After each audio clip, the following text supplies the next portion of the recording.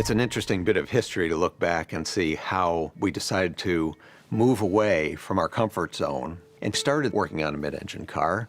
I think a lot of the leadership thought we want to go to mid-engine because it's cool, because the most exotic sports cars in the world were mid-engine, but actually we were doing it because we felt like we were reaching the limit of our performance capability in the architectures that we had, and so we had to do something to move that forward. We put together the compelling arguments why it would make sense to at least study. We ended up presenting to a lot of top leadership to get a critical mass of them on board to say, you know what, these guys might be onto something. When I first heard that they were gonna make the new Corvette mid-engine, really it was a game changer. The easiest way to describe it in a single word would be frightening. It's a daunting responsibility. We've had such success, and here we are making this fundamental shift in the car that if we don't do right, we potentially do something terrible to this great legacy of a brand. We're bordering on 70 years of this vehicle. So you have this lineage to it that you have to maintain, but you also have to be willing to grow and take it further.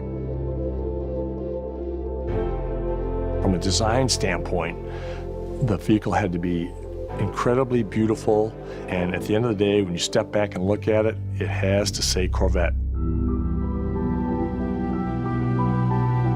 Everything's backwards on a mid-engine car. You can't move one thing in the inside of the car without affecting a whole bunch of other things. When you put the engine in the back, you actually want to think about moving stuff forward. So to get the right amount of weight on the front, you actually have to move those front wheels rearward. From the driver's perspective, having less weight on the front wheels means you need less boost in the steering, which means more tactile feedback, so more direct steering. You're not sitting out in the periphery and the car rotates about a point distant from you. The car is rotating about you, and that's a very different driving experience. With the mid-engine attributes, you'd have the rear weight bias from the engine for better acceleration, performance, and track times, as well as the low forward cowl for excellent visibility, and the lighter front, which really makes the car fun to drive. That helps for driver confidence. It helps to get the car around the track safer and faster. Corvette prides itself on being a very light, very stiff vehicle. And we, from the beginning, said we want to take the Corvette formula and apply all that goodness to a mid-engine architecture. We didn't want to fall into the trap where the car gets hard to drive. And that's been the problem we've been working to solve for the last 14 years. What we've developed is a car that really delivers that sort of balance between delivering a modern sports car driving experience and yet delivers the comfort, isolation, and the ability to drive the car on almost any road in any weather.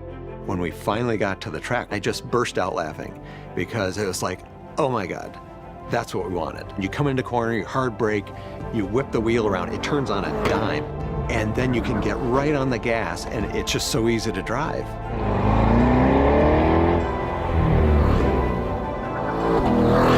You could write a book about what Corvette means to all different segments of society. Corvette is an emotional driving experience.